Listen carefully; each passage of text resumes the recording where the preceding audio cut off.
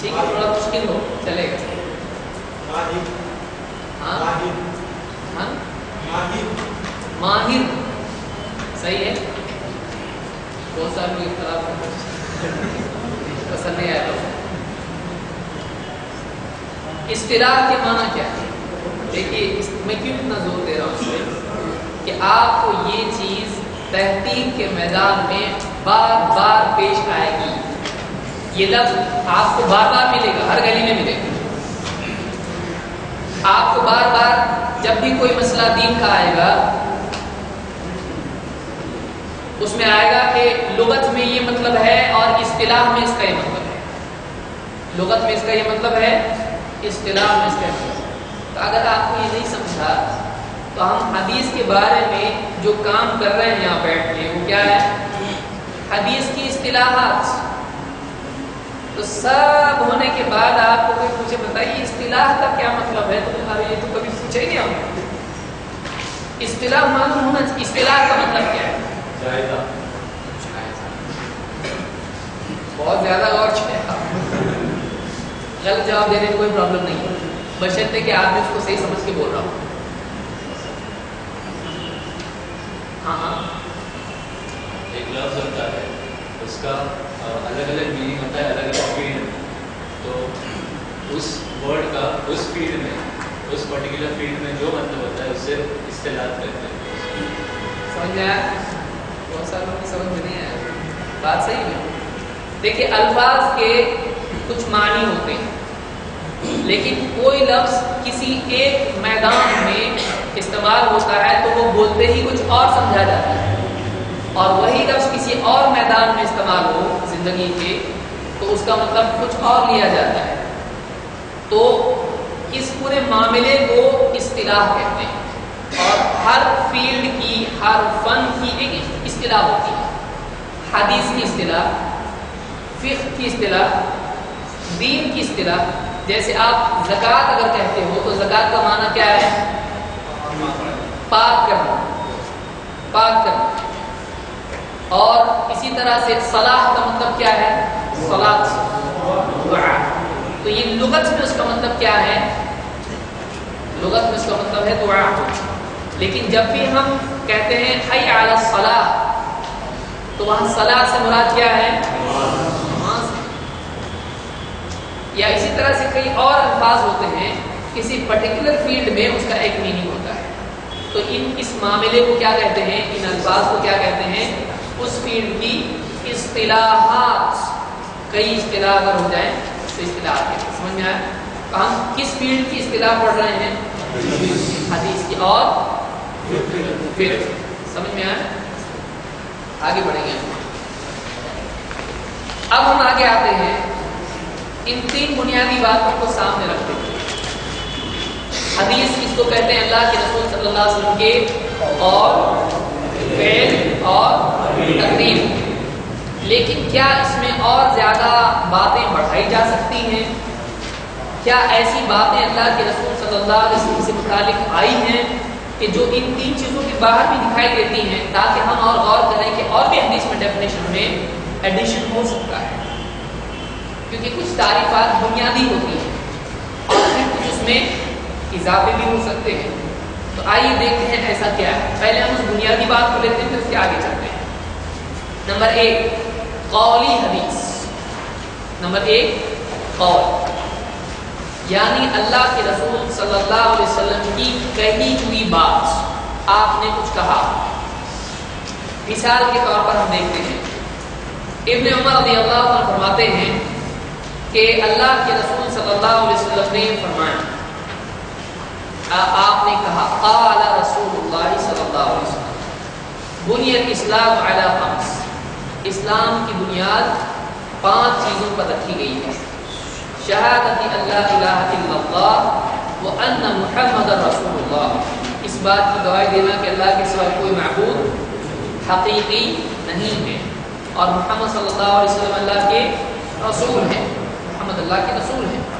व इक़ामिस सलाति व ईताइज़ ज़कात वल हज व सौम रमज़ान, और नमाज कायम करना, ज़कात देना और हज करना اور رمضان کے روزے رکھنا۔ اس کو امام بخاری مسلم دونوں نے روایت کیا ہے۔ یہ حدیث کس صحابی کی ہے؟ ابن عمر کس کی بات بیان کر رہے ہیں؟ اس میں نبی صلی اللہ علیہ وسلم کا کہا ہوا فرمان ہے، یہ عمل ہے، کہیں بھی بات ہے، آپ نے یوں کہا تو سنا، تو وہ کہیں بھی بات کو کیا کہیں گے؟ قولی حدیث۔ اس کو کیا کہیں گے؟ قولی حدیث، قول سے جڑی ہوئی۔ قول کا مطلب کیا ہوتا ہے؟ کہیں بھی بات، سٹیٹمنٹ۔ آگے آئیے، فعلی حدیث، فعل کا مطلب کیا ہوتا ہے؟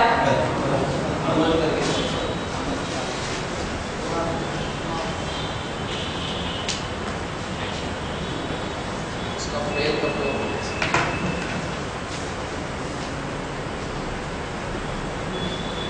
فعل، فعل عربی زبان میں بیسک لفظ ہوتا ہے۔ آپ نے منگل اور جمعرات کو کتنے لوگ عربی میں آ رہے ہیں؟ بات یہ عربی کا بھی کورس شروع ہوا ہے، تو جو لوگ عربی سیکھنا چاہتے ہیں، عربی زبان، کیونکہ اس میں آپ کو بہت مدد ملے گی اس سے، تو وہ لوگ آ سکتے ہیں منگل اور جمعرات۔ بہرحال فعل عربی زبان میں بنیادی لفظ ہے، اور فعل کے معنی کیا ہے؟ فعل، کام، عمل۔ فعل کا مطلب ہوتا ہے کوئی کام۔ تو فعل حدیث وہ ہے جس میں اللہ کے رسول صلی اللہ علیہ وسلم کا فعل ہو، آپ کا عمل ہو، یعنی کوئی صحابی کہے آپ نے ایسا ایسا کیا، اس میں کہا کچھ ہے نہیں، تو اس کو کیا کہیں گے؟ فعلی حدیث۔ مثال کے طور پر عائشہ رضی اللہ عنہ فرماتی ہیں، کان النبی صلی اللہ علیہ وسلم یصلی رکعتین خفیفتین، اللہ کے رسول صلی اللہ علیہ وسلم نماز پڑھتے تھے، رکعتین، کیسی نماز پڑھتے؟ 2 رکعتیں نماز پڑھتے تھے، خفیفتین، خفیف کے معنی ہوتے ہیں ہلکا، خفیف ہلکا، ہلکا یعنی زیادہ جس میں لمبا قیام، لمبا رکوع، لمبا سجدہ نہ ہو، اس کو کیا کہتے ہیں؟ ہلکا، خفیف۔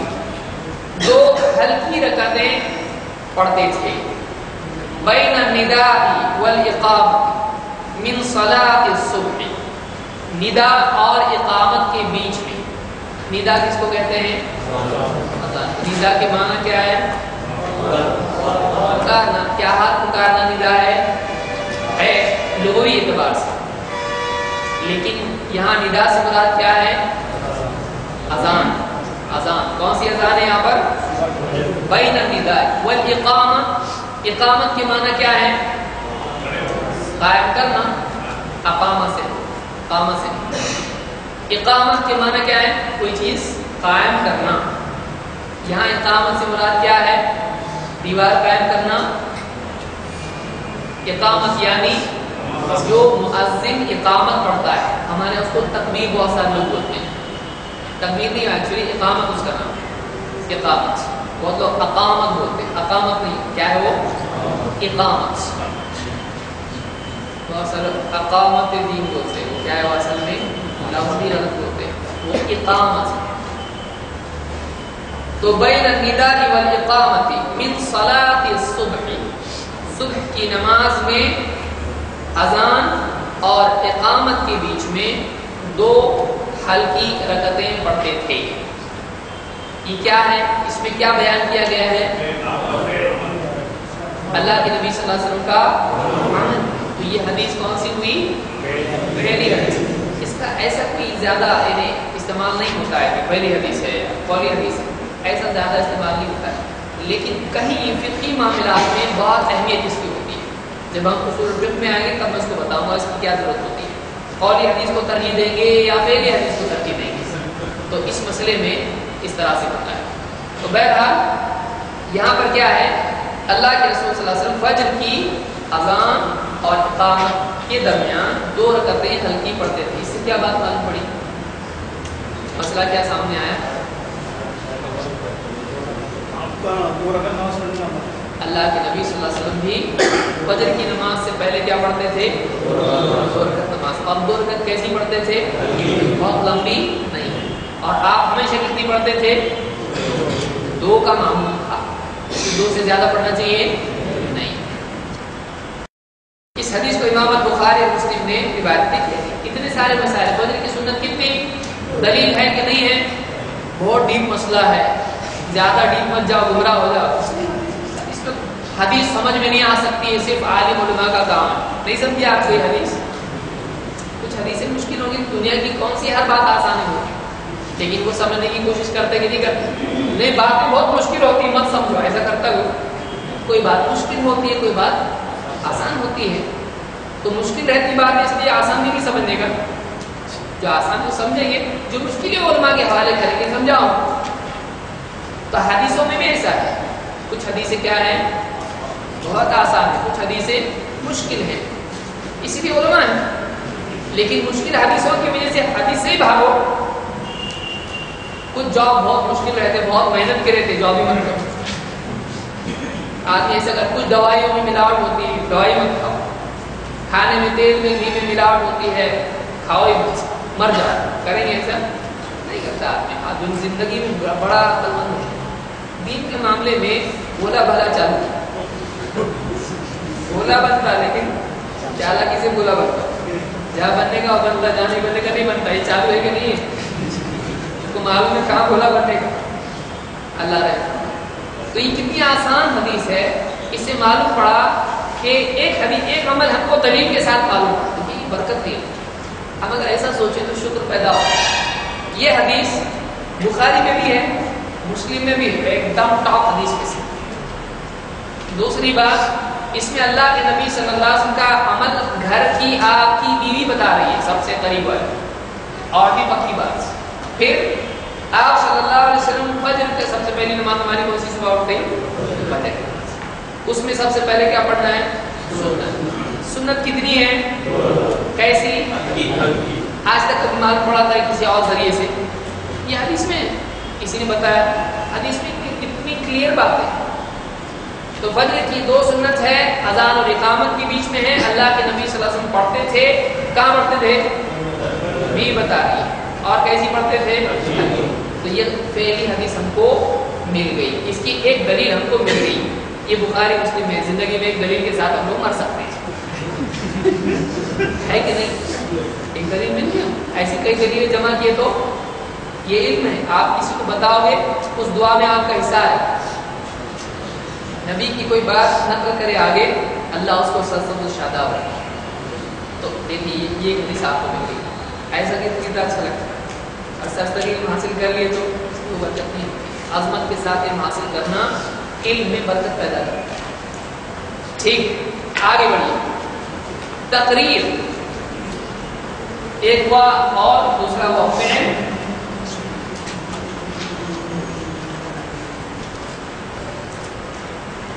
اب تیسرا کیا ہے؟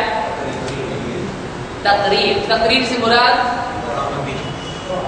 رضامندی، خاموش رضامندی جس کو آپ کہیں. اور کبھی اقرار اس پہ زبانی بھی ہو سکتا ہے اور زیادہ پاور. لیکن آپ صلی اللہ علیہ وسلم کی خاموشی کسی چیز کے سلسلے میں کیا ثابت کرتی ہے؟ ایکسپٹڈ، رضامندی. ہاں، یعنی وہ غلط نہیں ہے. دیکھتے ہیں کیا ہے.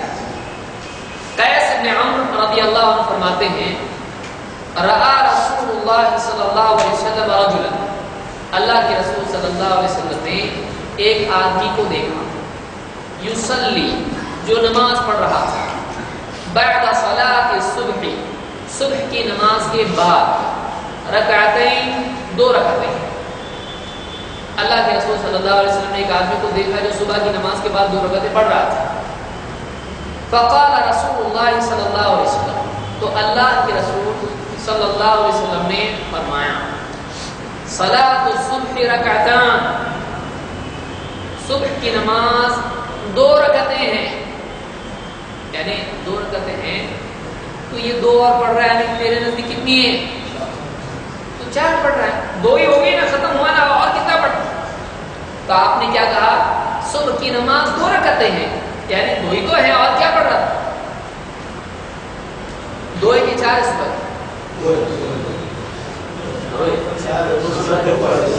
سنت اور 2 سنت تو آپ دیکھ لیے، یہاں 2 کہا جا رہا ہے، سے مراد فرض۔ تو معلومات یہ فرض کہ پہلے پڑھ رہا تھا کہ بعد میں؟ 2 وجہ سے، ایک تو جملہ خود آپ کہا، دوسرا راوی بھی کیا کہہ رہے ہیں؟ راوی کیا کہہ رہے ہیں اس میں؟ کب پڑھی؟ بعد صلاۃ الصبح، صبح کی نماز کے بعد۔ فقال رجل، جب آپ نے کہا تو اس شخص نے کہا انی لم اکن صلیت الرکعتین اللتین قبلہما، میں نے نہیں پڑھی تھی 2 رکعتیں جو اس سے پہلے ہوتی ہیں، یعنی فرض نماز سے 2 جو پہلی ہوتی ہیں وہ میں نے پڑھی تھی۔ معلوم سنت فرض کے کب ہے؟ جو پہلے ہوتی ہے، معمول کب ہے؟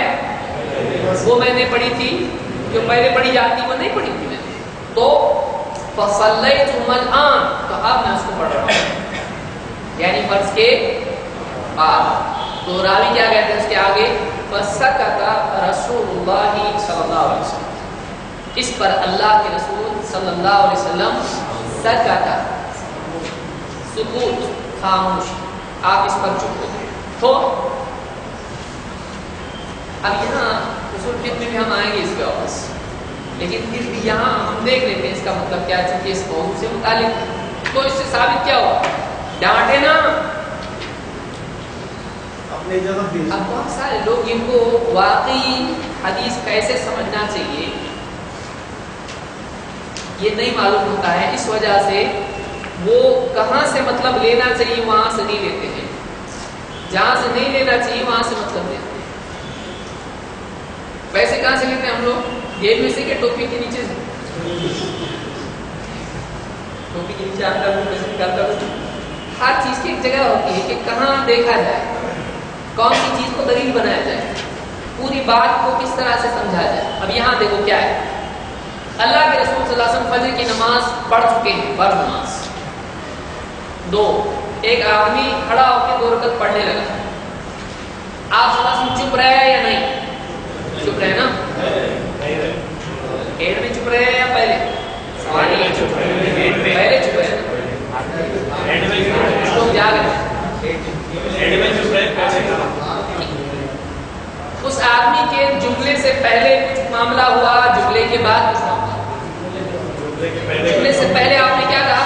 صبح کی نماز 2 رکعت ہے نا، کیا پڑھ رہا ہے تو اس طرح سے آپ صبح کی نماز 2 ہی ہے، یعنی تو 2 پڑھ رہا ہے، کون سی تیری؟ یعنی کیا ہوا؟ آپ نے اس کو روکا ہے نہیں؟ کیوں؟ اس لیے کہ آپ کے سامنے کوئی ایسا کام ہو جو صحیح نہیں، آپ چپ بیٹھیں گے تو آپ نے ٹوکا، لیکن آپ کو معلوم تھا یہ کون سی پڑھ رہے ہیں؟ نہیں، عالم الغیب ہیں آپ، تو آپ نے کہا صبح کی 2 ہی ہے۔ اس آدمی کا میں نے جو 2 پچھلی تھی وہ نہیں پڑھی تھی، میں ان کو اب پڑھ رہا ہوں، تو آپ صلی اللہ علیہ وسلم نے کیا کہا؟ نہیں پڑھنا چاہیے، اب ٹوکا۔ تو اب کلیریفیکیشن مل گیا کہ واقعی جو نماز ہے جو نہیں پڑھے تھے وہ پڑھ رہے ہیں، کوئی نئی نماز پڑھ رہے ہیں نہیں، تو جو چھوٹی ہے وہ پڑھ رہے ہیں، تو آپ چپ ہو گئے، یعنی یہ چلتا ہے۔ تو اب پہلے جملے سے دلیل نہیں ہے، دوسری خاموشی سے۔ کیوں؟ دونوں سے یعنی منع بھی ہے اور پڑھ بھی سکتے ہیں، اس سے روز کا معمول نہیں بننا چاہیے، اس سے روز کا معمول نہیں ایسا اس میں کہاں ہے؟ لیکن بات اپنی جگہ صحیح، کیسے؟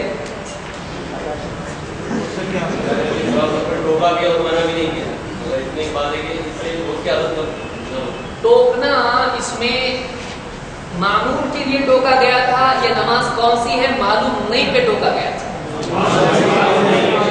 کیا آپ کو معلوم تھا یہ آدمی کون سی نماز پڑھ رہا ہے؟ تو معمول کے معاملہ اس میں نہیں ہے، سمجھ رہے بات؟ اور کیا انہوں نے معمول بنایا تھا اس نے ٹوکا؟ تو معمول کا مسئلہ اس میں نہیں۔ دیکھیے حدیث کو سمجھنا کیسے، کیا آپ کے سامنے تھا کہ معمول ہے؟ تو پھر معمول کی دلیل لے سکتے ہیں اس سے؟ کیس وہ ہے ہی نہیں، आपको मालूम नहीं कौन सी नमाज पढ़ रहा है, अब वो खड़े होकर नमाज, ये कौन सी नमाज है, हमारे लिए नमाज नहीं पढ़ी जाती है मदीना में, फजर के बाद कोई नमाज नहीं पढ़ी जाती, ये कौन सी नमाज पढ़ रहा है?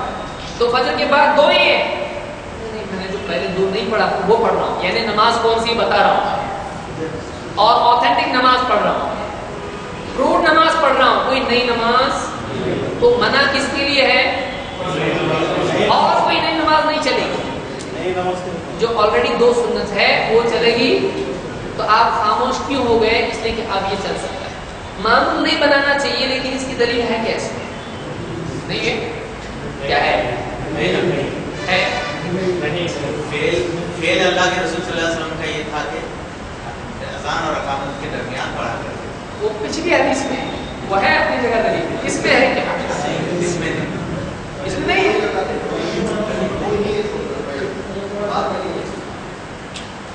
फर्ज नमाज का जिक्र होना, फर्ज नमाज का जिक्र है, हदीसों में सब होता है, थोड़ा होता है लेकिन गौरव चाहिए उसमें। और वाकई ये जो हम इसके बात करने वाले हैं फिक़्हुल हदीस, उसूलुल फिक़्ह क्या है, और इंशाअल्लाह कोई हमें 30-40 हदीस से 50 हदीस ऐसी लेंगे कि जिनमें बहुत सारी बातें होती हैं लेकिन आम आदमी उसमें समझ नहीं पाता है। तो हम वो भी एक कोर्स करेंगे इंशाअल्लाह कि वाकई इसमें कितनी बातें होती है। उलमा ने 20-20, 30-30 मसाइल एक हदीस से बताए, तो ऐसी हदीस से सुन के हम एक कोर्स उसका भी करेंगे इंशाअल्लाह फिक़्हुल हदीस की। कोई बात है इसमें?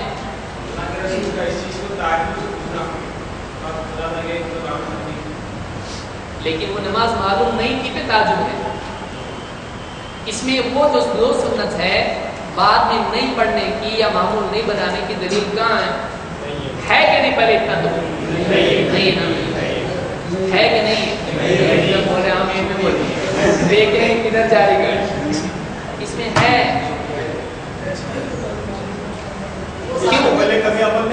सहाबी का जुमला क्या है? ऐ अल्लाह के रसूल, जो इससे पहले 2 पढ़ी जाती है वो मैंने नहीं पढ़ी थी, मालूम मामूल 2 पहले का है, बाद में नहीं बनाना चाहिए। समझ में आ रही बात कि कब पढ़ी जाती है ये? अब जो जहां अमल किया जाता है उसको छोड़ के कहीं और का मामूल बना सकते हैं, क्योंकि इसका मामूल पहले का है, बाद का नहीं है। छूट गई इसलिए मैं पढ़ रहा हूँ या मैं पढ़ता हूँ हमेशा से, तो छूट गई तो पढ़ सकते हैं, लेकिन मामूल बनाने के लिए दलील है। समझ में आ रही बात?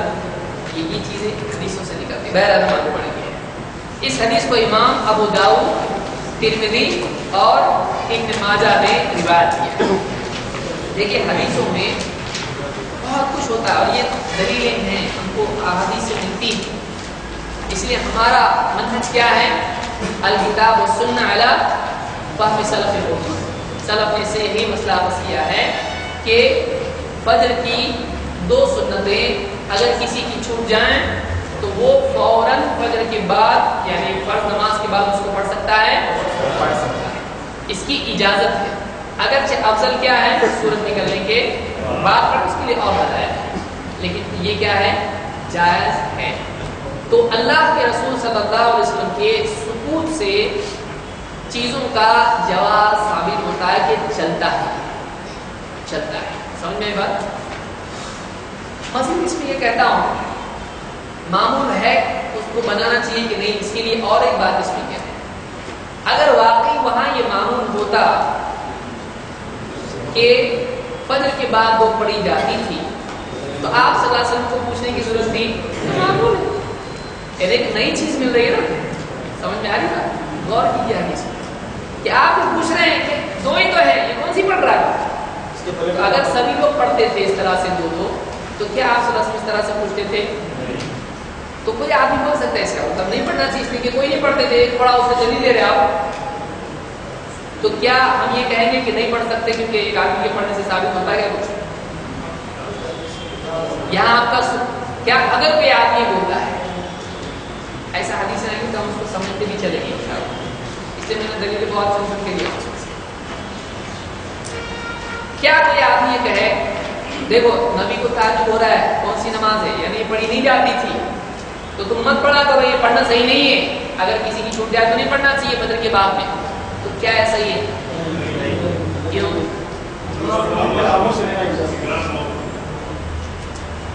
تو تم نبی کا عمل لوگے کہ صحابی کا؟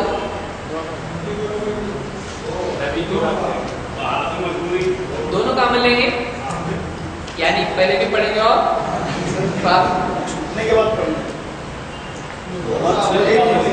کے بعد سمجھ میں آئے؟ اس لیے کہ اللہ کے رسول صلی اللہ علیہ وسلم نے بھی بعض سنت چھوٹنے کے بعد آپ نے اس کی قضا کی ہے. سنت کی قضا سنت ہے، پڑھی جا سکتی ہے. یہ ایک الگ مسئلہ ہے. ہم جب عمدۃ الاحکام وغیرہ کا درس دیں گے تب انشاءاللہ اس پہ دیکھیں گے ہمارا استدلال صحابی کے عمل سے نہیں ہے بنیادی طور پر، اگرچہ وہ بھی شامل ہے. ہمارا استدلال کا مطلب دلیل لینا، ڈیڈکشن جس کو آپ کہتے ہیں، انفرنس آپ کہتے ہیں. ہمارا دلیل لینا صحابی کے عمل سے بنیادی طور پر نہیں ہے، اگرچہ وہ بھی دلیل لیتے ہیں، لیکن یہاں اصل چیز نبی صلی اللہ علیہ وسلم کے سامنے وہ چیز ہونا اور آپ کا اس پر راضی رہنا ہے. تو جب آپ راضی ہیں اللہ کے رسول صلی اللہ علیہ وسلم، تو فلاں ابن فلاں کو کیا پرابلم ہے اس میں؟ اگر پرابلم ہوتا تو نبی کو ہوتا، جب نبی کو پرابلم ہے تو تیرے کو کیا پرابلم ہے؟ سمجھ میں آ رہی بات؟ اس طرح سے استدلال ہمارا ہے. ہاں یہ بات اپنی جگہ یہ ہے کہ اس کو معمول بنانا چاہیے. نمبر 4،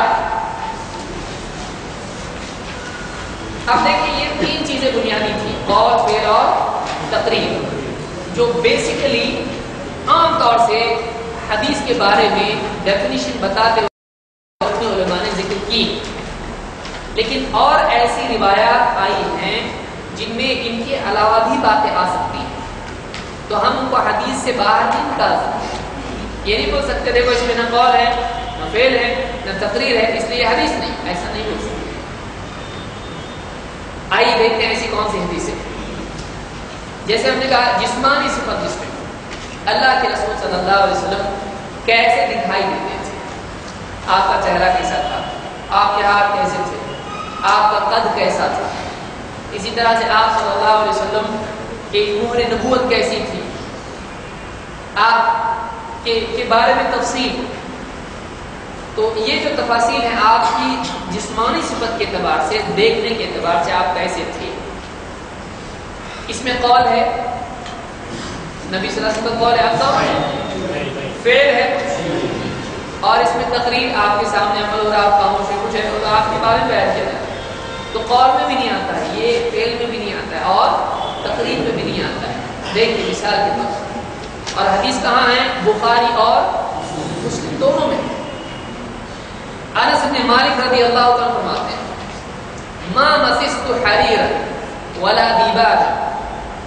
مسست چھونا، میں نے نہیں چھوا حریر یا دیباج.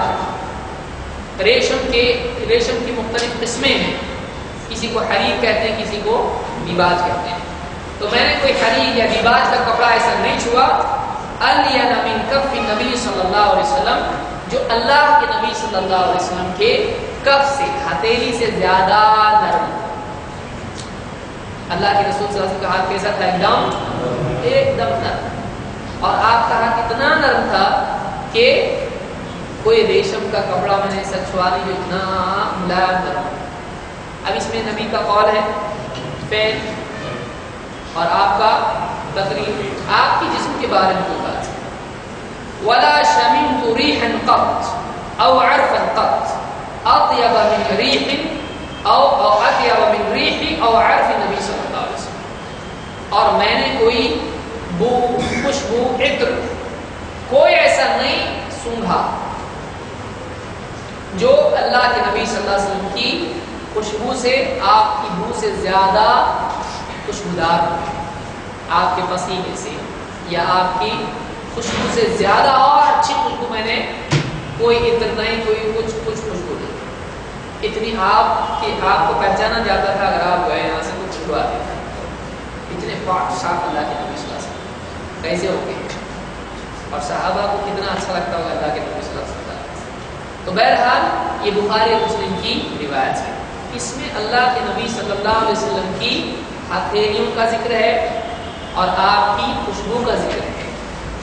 یہ باقی 3 چیزوں میں آتا ہے اس لیے ہم کیا کہیں گے، کہاں ڈالیں گے اس کو؟ آپ صلی اللہ علیہ وسلم کی صفت، جسمانی صفت، اور آپ کی جو بھی لوازمات ہیں، آپ کی چیزوں کے سلسلے میں بھی، خوشبو وغیرہ کے سلسلے میں بھی آتا ہے۔ 5 آپ کی اخلاق کی صفت، ایک ہوتا ہے عمل، ایک ہوتا ہے اخلاق۔ جیسے کوئی آدمی کسی غریب کی مدد کرے تو اس عمل سے سخاوت ظاہر ہوتی ہے، لیکن سخاوت کسی میں ایک صفت ہوتی ہے، اس کو موقع ملا نہیں ملا، لیکن وہ کیا ہے؟ اندر سے سخی ہے۔ تو صفات جو ہیں اللہ کے نبی صلی اللہ علیہ وسلم کی صفات کیا کیا ہے؟ آپ کیسے تھے؟ نرم دل تھے آپ، سخی تھے، بہادر تھے، وغیرہ وغیرہ وغیرہ۔ تو آپ کی صفات ہیں، ایک ہوتی صفت، ایک ہوتا ہے عمل، ایک ہوتی ہے صفت اور ایک ہوتا ہے عمل۔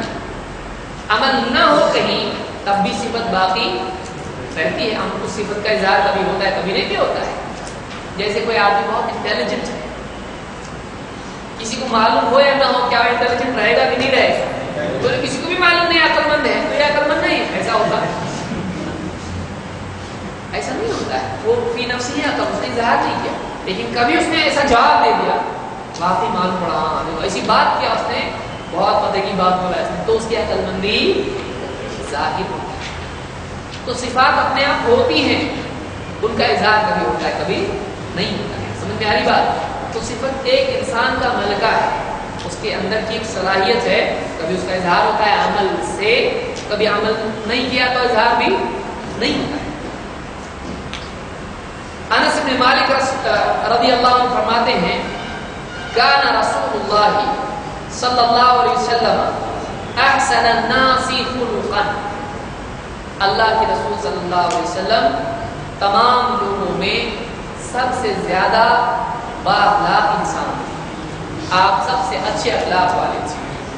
اب اس میں کوئی آپ کا قول ہے، فعل ہے، آپ کے بارے میں کوئی تقریر ہے؟ نہیں، تو تینوں بھی چیزیں یہاں پر نہیں آ رہی، لیکن اس میں کیا بیان کیا جا رہا ہے؟ آپ بہت با اخلاق انسان تھے، تو یہ بھی کیا ہوتا ہے؟ حدیث میں آتا ہے، اس کو صفت خلقی کہیں گے۔ تو اب دو چیزیں ہم نے دیکھی یہاں پر، صفت خلقی اور صفت خلقی۔ عربی زبان خلق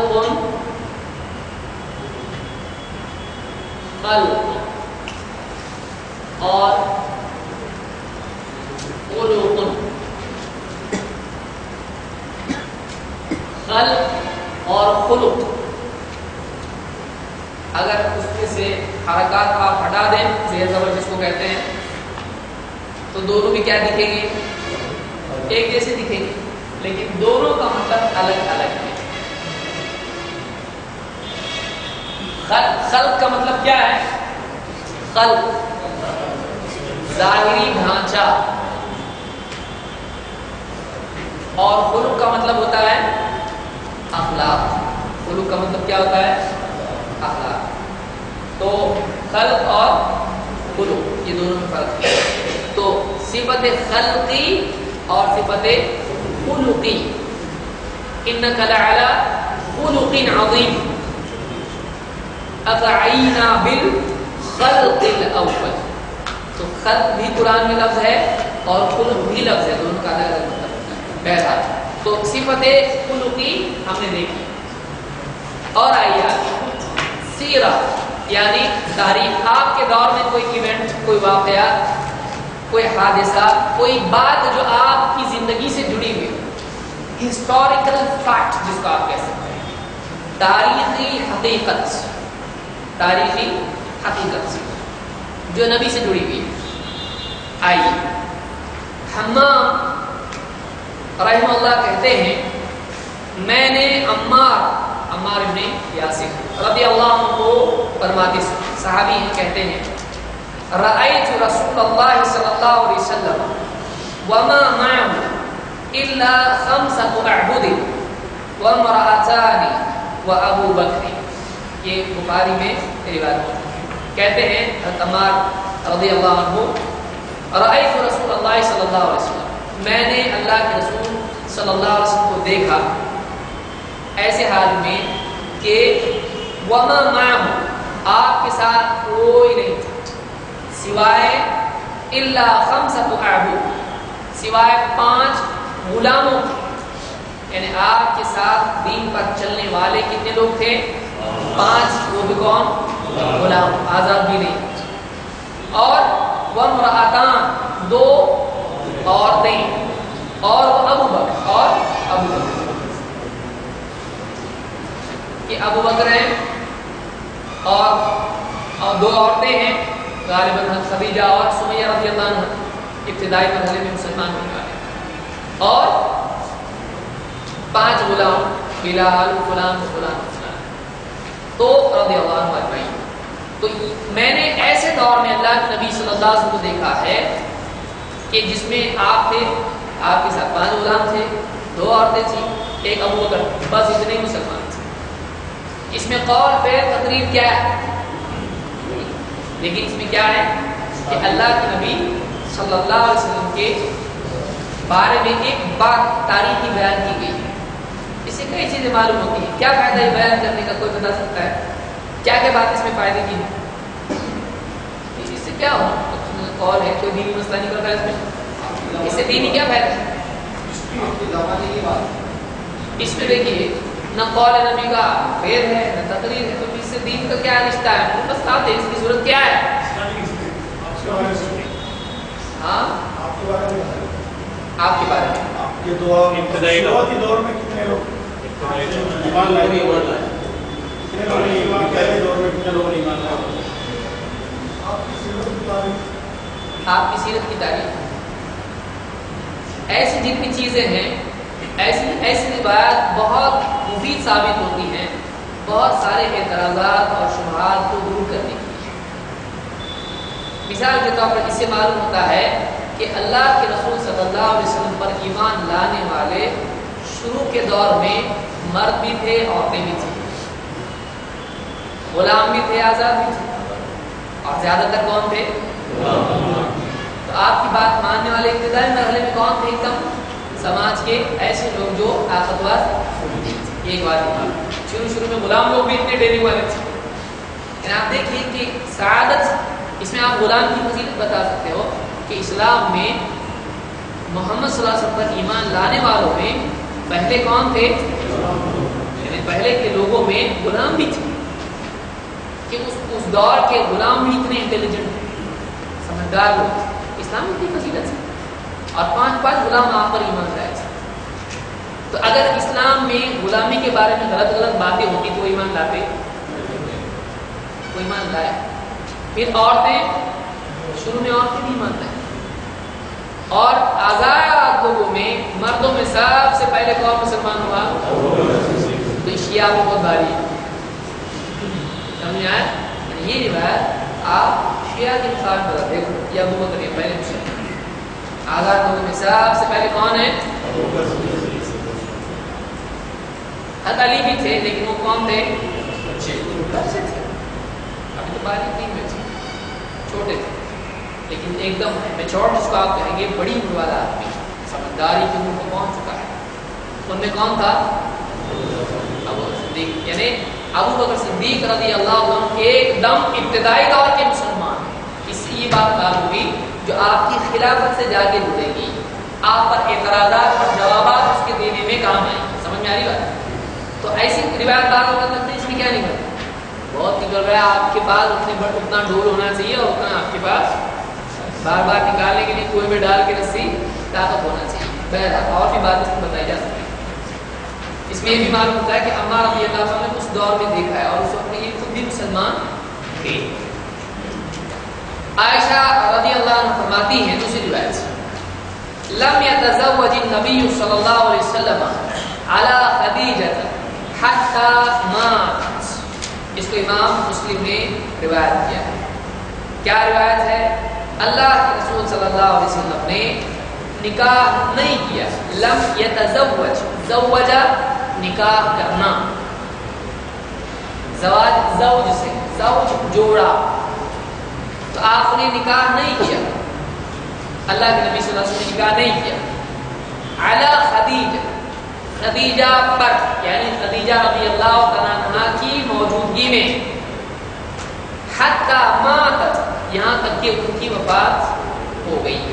यानी हजरत खदीजा रज़ी अल्लाह तआला अन्हा की जिंदगी में अल्लाह के नबी सल्लल्लाहु अलैहि वसल्लम ने उनके सिवा किसी और से निकाह नहीं किया।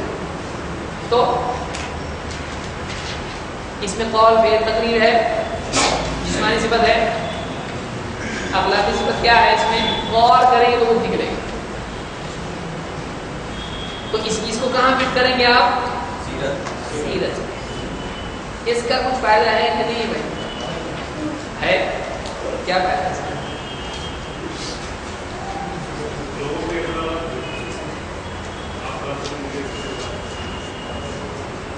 गौर ब्रैकेट खोल के बताए।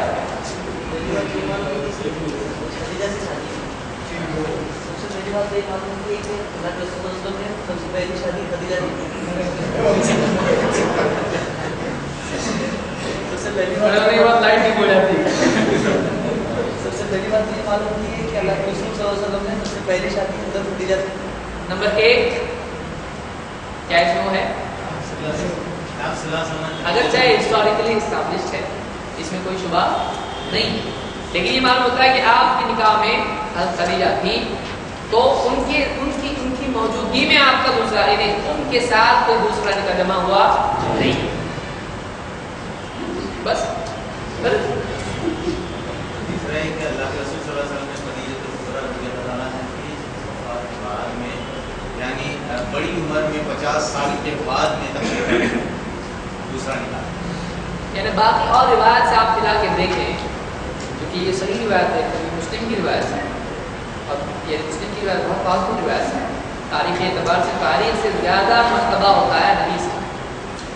तो ये हदीस में बात आ गई तारीख, यानी बहुत बड़ी बात है। हज़रत खदीजा रज़ी अल्लाह अन्हा से किस उम्र में निकाह हुआ अल्लाह के रसूल सल्लल्लाहु अलैहि वसल्लम? आपकी उम्र कितनी थी? अल्लाह के रसूल सल्लल्लाहु अलैहि वसल्लम 40 थी। 25 कहाँ है? 25 थी ना, और खदीजा की 40। तो कब तक हज़रत खदीजा रज़ी अल्लाह अन्हा मक्का में आपके साथ थी या मदीना में भी थी? मदीना में कौन से साल में इंतकाल हुआ? उम्र के 65 साल। मक्का में इंतकाल हुआ या मदीना में? खदीजा रज़ी अल्लाह अन्हा मदीना में हुआ या मक्का में? ताइफ से पहले हुआ बाद में?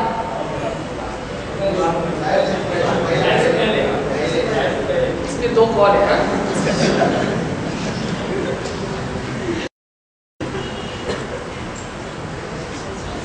ताइफ से पहले तारीख के एतबार से कभी इख्तिलाफ हो जाता है किसी के नाम के सिलसिले में, किसी और, लेकिन ये मारूफ चीज़ है।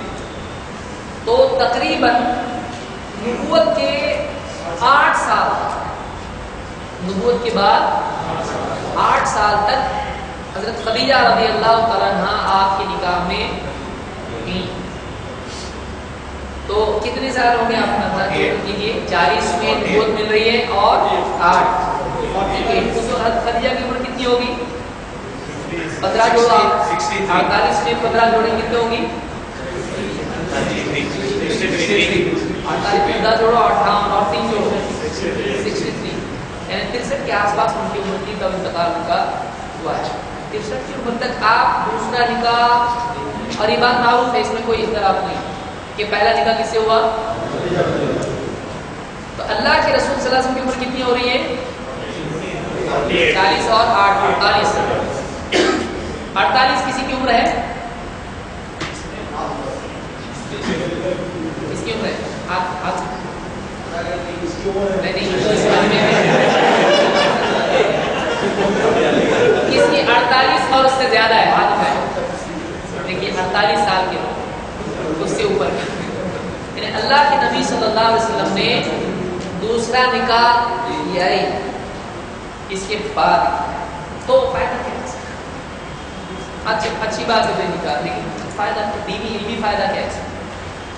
कहाँ आप इस रिवायत का इस्तेमाल कर सकते हैं? आदमी को बहुत कुछ मिल जाए, उसका इस्तेमाल उसकी अकल की हो।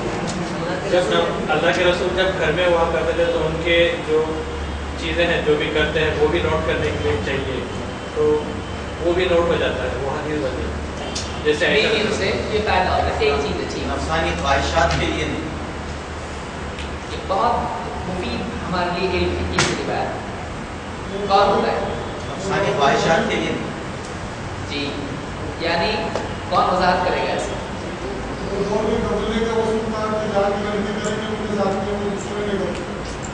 تو بات صحیح ہے، لیکن اس کا اللہ ایک ہے، اس سے کنیکشن اس کا کیا ہے؟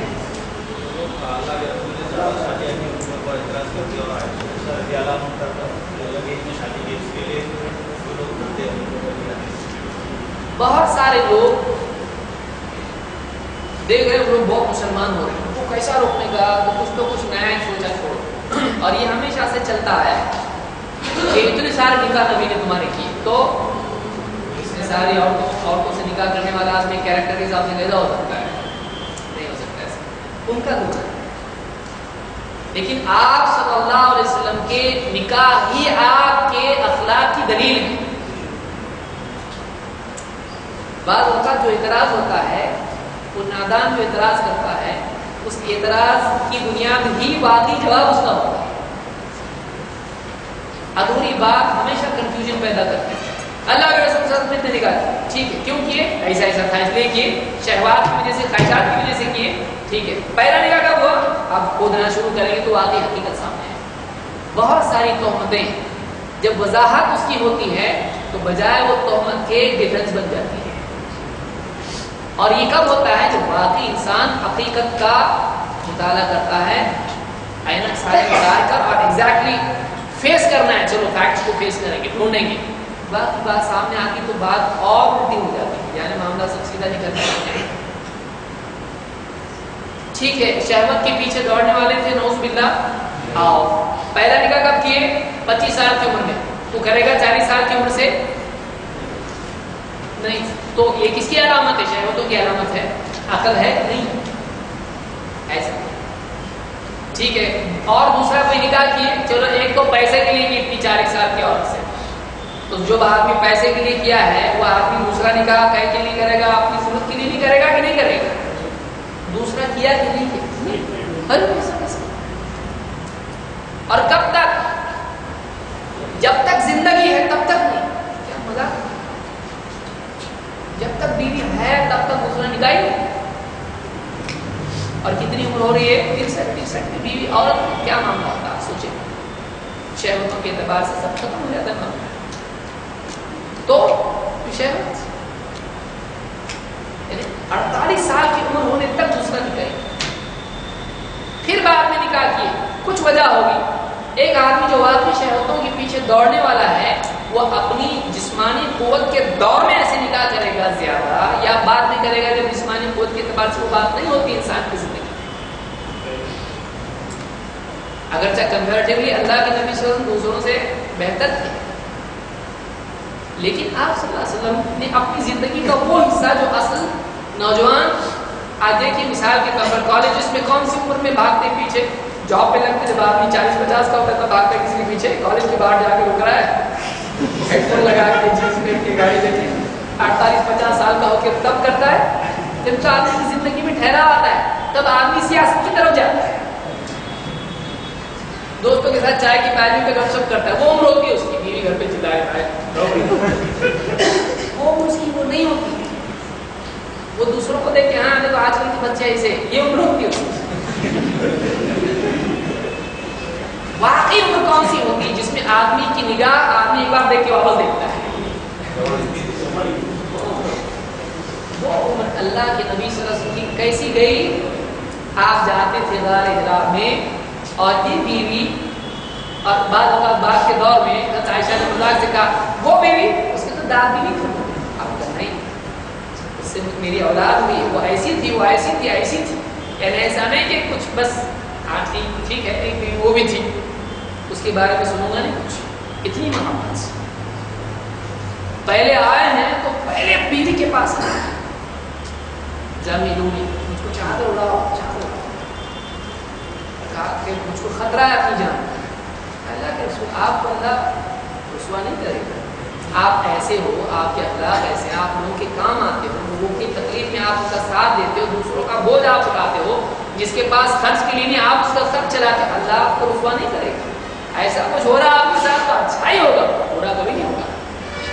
اتنا آپ کو بھروسہ دلانے والا, اعتماد, نبی کو سپورٹ کرنے والا, کیا کیلیبر کی عورت ہوئی. ایک نبی ہے جو تھوڑا اس وقت میں نبوت ابھی ملی ہے, اس کو تازہ ابھی بڑا نبی بن کے آئے, لیکن آپ تھوڑا سا نبوت کے اس بوجھ کو برداشت کرنے میں تھوڑا سا لڑکھڑا رہے ہیں. یعنی آپ کی تکلیف برداشت نہیں ہوئی. آپ کو وہ نئی چیز ایک دم, کبھی سے پہلے سوچا نہیں نبی بنوں گا. بیوی آپ کو سکھا رہی ہے, اللہ آپ کو نہیں کرے گا. آپ لے کے جا رہی ہے اپنے رشتے دار کے پاس, ورقہ کے پاس, بتاؤ کیا خواہش ہے اس کے بارے میں. آپ کو بتا رہے ہیں ایسا ہوگا, آپ کو قوم نکالے گا, میری قوم نکالے گی مجھ کو. ہاں, آج نبی کو نکالے, علم غیب تھا. تو اللہ کے نبی صلی اللہ علیہ وسلم کی وہ بیوی, اور کوئی تعجب کی چیز نہیں, کیونکہ انسان کی خوبصورتی اس کے کردار میں ہوتی ہے, اس کی صورت میں نہیں ہوتی. کئی خوبصورت کیریکٹر بگڑا ہوا دیکھنے کو جی نہیں کرے گا, لیکن ایک آدمی بدصورت ہے, حبشی ہے, کیسا بھی ہے, لیکن اس کا کیریکٹر اگر پاورفل ہے, اس کا اخلاق اگر اچھا ہے, وہ اچھا لگتا ہے, لیکن اس سے انسیت محسوس ہوتی ہے. تو خدیجہ رضی اللہ عنہ آپ وہ بھی آپ نے 48 سال تک دوسرا نکاح نہیں کیا. کیوں نہیں کیا؟ اس لیے کہ آپ کا تعلق اتنا زیادہ قوی تھا. تو اس سے معلوم ہوتا ہے کہ واقعی اگر یہ بات کہ شہوتوں والا معاملہ تھا تو اصل اس عمر میں نکاح ہونے چاہیے نہیں ہے. اور عرب میں نکاح ایسا کوئی سیریس معاملہ بھی نہیں تھا. کوئی آدمی عربوں میں جا کے کسی اور کے پاس جا کے بیٹھے اور کچھ بھی کر کے آئے, چلتا تھا وہاں. لیکن کسی ایک آدمی نے, لوگوں نے آپ کو کاہن کہا, مجنون کہا, آپ کو کیا کچھ نہیں کہا, کسی ایک آدمی نے بھی عورت کا الزام نبی صلی اللہ علیہ وسلم پہ کبھی نہیں لگا. ایک الزام ایسا, پیسے کا الزام کبھی نہیں لگا. لیکن کیا کم سے کم الزام تو لگاتا آدمی. ان کے یہاں اتنا اسٹیبلش فیکٹ تھا, یہ کوئی نہیں سکتا. یہ ایسا کیریکٹر دائی کو رکھنا آپ جا کے دعوت چل, ویسا اتنا نہیں ہوتا, لیکن کوشش تو ہم کر سکتے. تو نبی اللہ کی منتخب بدل سے, لیکن اتباع کی کوشش ہم کر سکتے ہیں. یہ کچھ باتیں ہم کو ملتی ہیں. تو اللہ کے رسول صلی اللہ علیہ وسلم کو اللہ نے ایسا بچایا, اور آپ کی زندگی آپ ایسے اعلیٰ کردار کے تھے. نبوت سے پہلے بھی آپ ایک دم مضبوط انسان تھے, نبوت کے بعد بھی آپ اور زیادہ آپ نکھرتے چلے گئے. وعلمک ما لم تکن تعلم وکان فضل اللہ علیک عظیم. تو یہ آپ صلی اللہ علیہ وسلم کی زندگی سے ہم کو ملتا ہے. اس کے آگے کچھ باتیں اور ہیں, انشاءاللہ ہم اگلے درس میں دیکھیں گے. تو سمجھ میں آیا آج ہم نے کیا سیکھا؟ بہت کچھ سیکھا. اس میں سے شارٹ میں کوئی بتائے گا حدیث کی قسموں کے اعتبار سے؟ پہلی قولی دلیل, کون سی دلیل دیکھی تھی ہم نے؟ اسلام کی بنیاد راوی کون ہے؟ ابن عمر. دوسری پہلی حدیث کون سی حدیث ہے؟ دو رکعت فجر کے بعد کی سنت ہے. صحیح, پہلے جانے کا نا جلدی سب صحیح. ابھی آپ کو جانے کا ہے, جو کوئی نہیں کر سکتے. تیسری تقریری حدیث, فرض کے بعد دو سنت اگر چھوٹ گئی ہو فجر کی پڑھ سکتے ہیں. چوتھی صفت تلقی, یعنی کون سی روایت دیکھی ہم نے؟ کس کی روایت ہے؟ انس کی. کیا ہے؟ نبی صلی اللہ علیہ وسلم کی حدیث کی بات زیادہ آپ کی خوشبو تمام خوشبو سے بہتر. اس کے بعد صفت تلقی क्या रिवायत है? अल्लाह के रसूल सल्लल्लाहु अलैहि वसल्लम से बेहतर अखलाक वाला कोई नहीं था। सीरत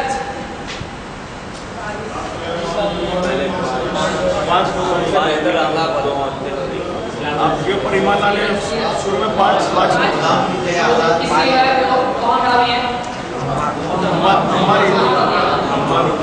और क्या बात है उसमें ईमान लाने वाले कौन थे?